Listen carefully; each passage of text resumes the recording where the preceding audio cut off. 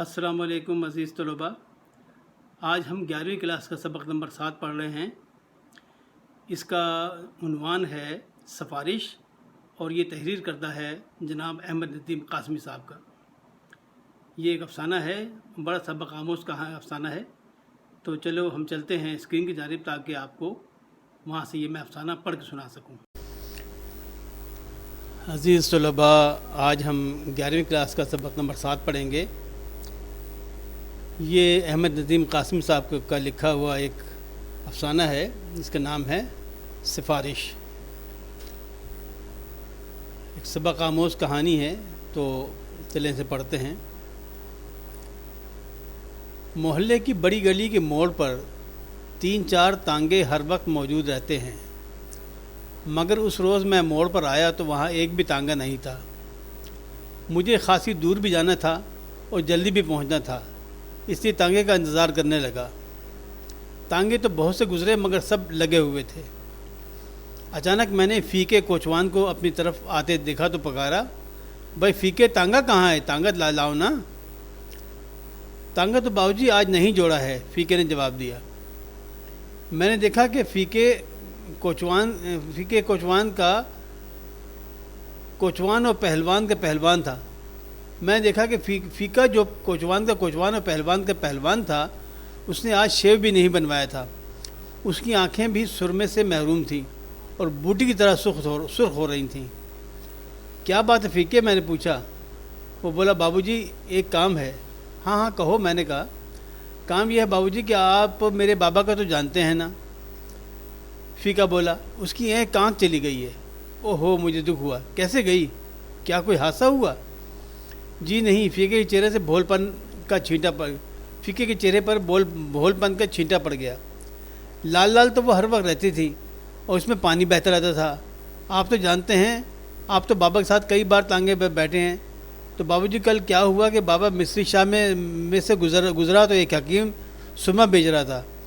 بابا یہ سرما لے آئے اور ہمیں بتایا کہ اس سے آنکھ کی لالی جاتی رہے گی۔ حکیم نے خدا رسول کی قسم کھا کر کہا ہے اور یہ بھی کہا ہے کہ نہ جائے تو قیامت کے دن مجھے گردن سے پکڑنا۔ میں نے بھی کہہ دیا کہ حکیم خدا رسول کو بیچ میں ڈال رہا ہے تو ذرا سے لگا لے۔ اماں نے بھی یہی صلاح دی۔ اس نے لقمان حکیم حکمت کا بادشاہ پڑھا اور آنکھ میں سلائی پھیر لی۔ بس پھر کیا تھا بابوجی؟ قسم کھا کر کہتا ہوں، جب سے اب تک آنکھ لگی ہو۔ بابوجی آپ تھک تو نہیں گئے؟ سگریٹ والی کرسی اٹھا لوں؟ اس وقت فیکا مجھے ایسا لگا جیسے کہ اس کے چوڑی چکلی سینے پر گڈھے کا حیران سر رکھا ہوا ہے۔ میں نے کہا، تم بھی حد کرتے ہو فیکے، اب آگے بھی کہو نا۔ فیکے کی آنکھوں میں ممنونیت کی نمی جاگی۔ وہ بولا، بس بابا جی خدا آپ کا بھلا کرے۔ رات تو چیخ چاخ کے گزار دی۔ پھر صبح کو محلے کے سارے کوچوان اکٹھے ہوئے تو ان میں سے چاچا شیدے نے کہا کہ پوس کے ڈوڈے پانی میں ابالو اور اسی پانی سے آنکھ دھوئی پر بابا اسی طرح تڑپتا رہا۔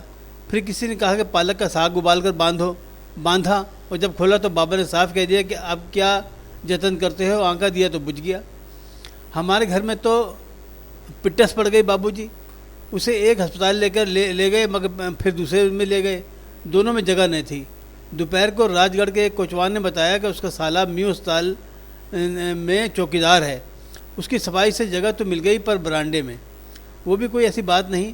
پر بابوجی شام ہونے کو آئی ہے اور ابھی تک کوئی ڈاکٹر تو کیا کوئی نرس بھی ادھر نہیں آئی۔ آپ صاحب لوگ ہیں، یہ دیکھیے ہاتھ باندھتا ہوں، میرے ساتھ چل کر کسی ڈاکٹر سے یہ کہہ دیجیے کہ صدیقے مریض کو ذرا سا دیکھ لے۔ میں نے کہا، وہاں ایک ڈاکٹر ہے، ڈاکٹر عبدالجبار، ان سے میرا سلام کہو، کام ہو جائے گا۔ نہ ہوا تو کل میں تمہارے ساتھ چلوں گا۔ اس وقت مجھے ایک دعوت میں جانا ہے، نام یاد کر لو، ڈاکٹر عبدالجبار۔ فیکا میرے بہت سے شکریہ ادا کر کے چلا گیا۔ پھر مجھے ایک خالی تانگا مل گیا اور جب تانگا میو ہسپتال کے صدر دروازے کے سامنے سے گزرا تو میں نے دیکھا کہ فیکا ایک چوکیدار سے باتیں کر رہا ہے۔ ظاہر ہے کہ ڈاکٹر جبار کا پتہ پوچھ رہا ہوگا۔ ایک بار جی میں آئی کہ ہسپتال جا کر جبار سے کہہ دوں، مگر اب تانگا آگے نکل گیا تھا اور مجھے پہلے ہی دیر ہو گئی تھی۔ کچھ دور جا کر گھوڑا پھسل کے گرا اور 10 منٹ تک گرا رہا۔ پھر جب اٹھا اور چلنے لگا تو یکایک جبار صاحب کا اسکوٹر میرے تانگے کے قریب سے زن سے گزر گیا۔ جبار صاحب، میں چلایا، مگر جبار صاحب میری آواز سے تیز نکلے۔ کوئی بات نہیں، میں نے سوچا کل کہہ دوں گا، کل پہلا کام ہی یہی کروں گا۔ رات کو میں گھر واپس آیا تو معلوم ہوا کہ فیقہ کوچوان آیا تھا اور کہہ گیا تھا کہ باؤ جی آئیں تو مجھے بلا لیں۔ میں نے سوچا اس وقت کون بلائے؟ اگر جبار صاحب ہسپتال ہی جا رہے تھے اور فقہ کا کام ہو گیا ہے تو شکریہ، صبح قبول کر لوں گا، اور اگر کام نہیں ہوا تو جو بھی کوشش ہوگی صبح ہی کو ہوگی۔ صبح کو میں ابھی بستر سے نہیں نکلا تھا کہ فقہ نے دروازہ کھٹکھٹایا۔ معلوم ہوا کہ رات جبار صاحب ڈیوٹی پر نہیں تھے، ان کی ڈیوٹی آج دن کی ہے۔ یعنی تمہارا باپ دسمبر کی سردی میں برآمدے ہی میں پڑا رہا؟ میں نے اپنے انداز میں تشویش ظاہر کی۔ جی ہاں، وہ بولا، مگر یہ تو کوئی ایسی بات نہیں بابو جی، آپ نے ہمارا گھر نہیں دیکھا، 10 سال سے چھپڑ میں پڑے ہیں، اور اس کی آنکھ؟ میں نے پوچھا۔ وہ تو چلی گئی بابو جی، فقہ یوں بولا جیسے کہ باپ کی آنکھ ضائع ہوئے برسوں گزر چکے ہیں۔ میں نے کہا جب آنکھ جا ہی چکی ہے تو بیچارے بڈھے کو ہسپتال میں کیوں گھسیٹے پھرتے ہو؟ وقت بھی ضائع ہوگا، روپیہ بھی ضائع ہوگا۔ فقہ بولا، بابو جی کیا پتہ آنکھ کے کسی کونے خدرے میں بینائی کا بھورا پڑا رہ گیا ہو۔ دیکھیے چولہا بجھ جاتا ہے تو جب بھی دیر تک راکھ میں ہاتھ نہیں ڈالتے، کیا پتہ کوئی چنگاری سلگ رہی ہو۔ میں اس بات سے چونکا۔ آج تک فقہ نے مجھ سے صرف چارے کی مہنگائی اور آٹے میں ملاوٹ کے موضوع پر باتیں کی تھیں۔ پھر وہ عاجزی سے بولا، ذرا میرے ساتھ چلیے۔ میرے جسم میں نیند ابھی پوری طرح غائب نہیں ہوئی تھی۔ پھر نہانا تھا، شیو کرنا تھا، چائے پینی تھی۔ میں نے کہا میں تمہیں اپنا کارڈ دیے دیتا ہوں، وہ ڈاکٹر جبار کو دکھا دو، بڑے یار آدمی ہیں، فٹافٹ کام کر دیں گے۔ تمہارا باپ ایک بار وارڈ میں چلا جائے، پھر علاج کے لیے تو میں خود جا کر کہوں گا۔ وہ مجھ سے کارڈ لے کر یوں چلا جیسے دنیا جہاں کی دولت سمیٹے لیے جا رہا ہو۔ میں نے کارڈ پر لکھ دیا تھا، جبار صاحب اس کا کام کر دیجئے، بیچارہ بڑا ہی غریب آدمی ہے، دعائیں دے گا۔ اور مجھے یقین تھا کہ کام ہو جائے گا۔ ڈاکٹروں کو صرف اتنا ہی تو دیکھنا تھا کہ آنکھ پوری طرح بجھ گئی ہے یا تھوڑی بہت رمق باقی ہے۔ میں دن بھر گھر سے غائب رہا اور فقہ دن بھر میرے گھر کے چکر لگاتا رہا۔ شام کو اس نے مجھے بتایا کہ جبار صاحب بیٹھے تو ہیں پر کوئی اندر نہیں جانے دیتا، کہتے ہیں باری سے آؤ، اور میری باری آتی ہی نہیں۔ گھٹنا پجامے میں سے جھانک رہا ہو تو باری کیسے آئے بابو جی؟ فقہ نے مجھے ایک بار پھر چونکا دیا۔ نہ جانے پہلوان فقہ کے اندر یہ احساس فقہ اتنے برسوں سے کہاں چھپا بیٹھا تھا۔ میں نے وعدہ کیا کہ کل ضرور چلوں گا۔ اب تو شام ہو گئی ہے۔ دوسرے دن سویرے ہی مجھے شیخو پورے جانا پڑ گیا۔ رات کو واپس آیا تو معلوم ہوا کہ فقہ آیا تھا۔ اس کے بعد 3 دن تک میں نے زیادہ وقت گھر میں گزارا مگر فقہ نہ آیا۔ چوتھے روز میں نے گلی کے موڑ پر ایک کوچوان سے فقہ کے باپ کا پوچھا تو معلوم ہوا کہ اسے وارڈ میں جگہ مل گئی ہے۔ اتنے میں فقہ بھی آ نکلا۔ مجھے ذرا سی ندامت تھی، اس لیے جھوٹ بولنا پڑا۔ کیوں فقہ، جبار صاحب نے کام کر دیا نا؟ وہ بولا، مگر بابو جی وہ تو مجھ سے ملے ہی نہیں۔ میں نے فوراً کہا میں نے انہیں فون کر دیا تھا۔ فقہ کا چہرہ ایک دم سرخ ہو گیا، اس کی آنکھوں میں ممنونیت کی نمی جاگ اٹھی۔ جبھی میں کہوں نرس بار بار یہ کیوں کہہ رہی ہے کہ دیکھو بڈھے کو تکلیف نہ ہو۔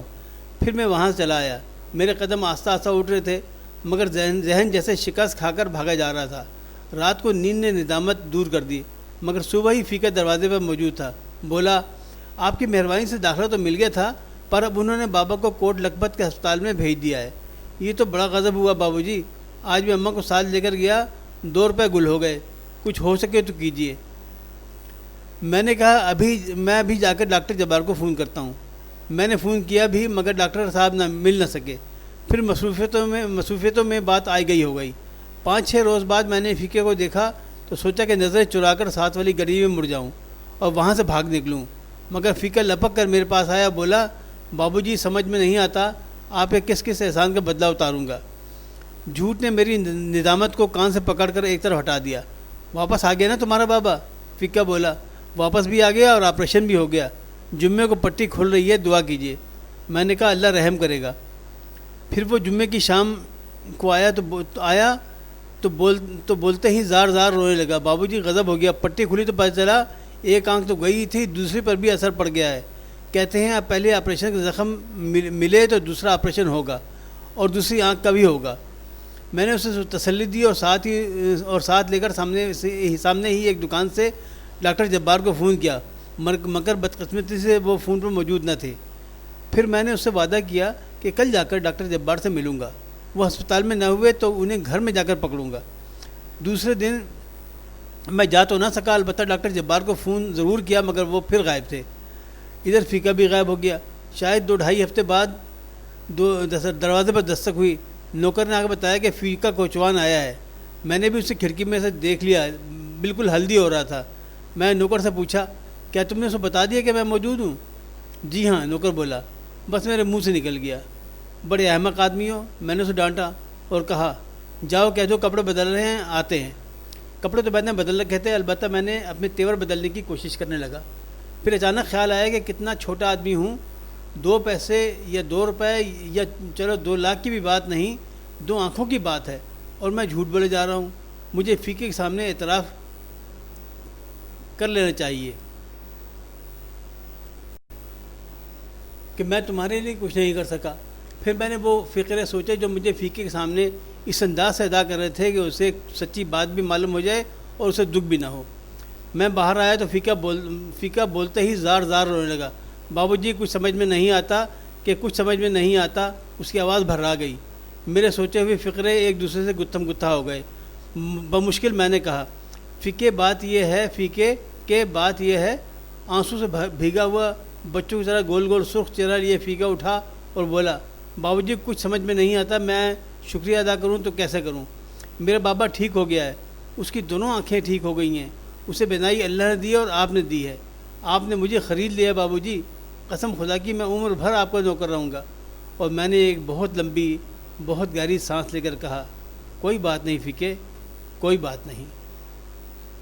تو یہ آپ کا جو مضمون ہے یہ یہاں ختم ہوتا ہے۔ یہ کپاس کا پھول ان کا جو ناول ہے وہ مجموعہ ہے افسانوں کا، اس میں سے ایک افسانہ تھا۔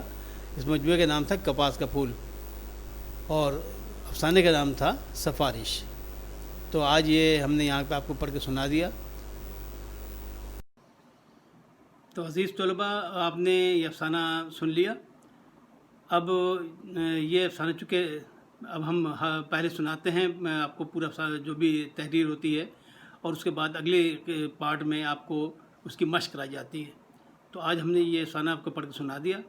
آپ نے امید ہے اس کے تمام جو الفاظ ہیں اس کے تلفظ پہ غور کیا ہوگا، اور ان کی ادائیگی آپ نے اگر کہیں غلط ادائیگی کرتے ہیں تو اپنی ادائیگی کو درست کر لیجئے۔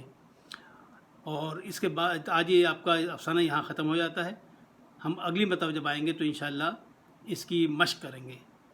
تو اس جانے سے پہلے ایک گزارش، وہی پرانی بات کہ آپ اپنے اس چینل کو سبسکرائب کر لیجئے اور بیل کے بٹن کو دبا کر آل کو سلیکٹ کر لیجئے، اور اپنے دوستوں کو اس کے بارے میں ضرور بتائیے۔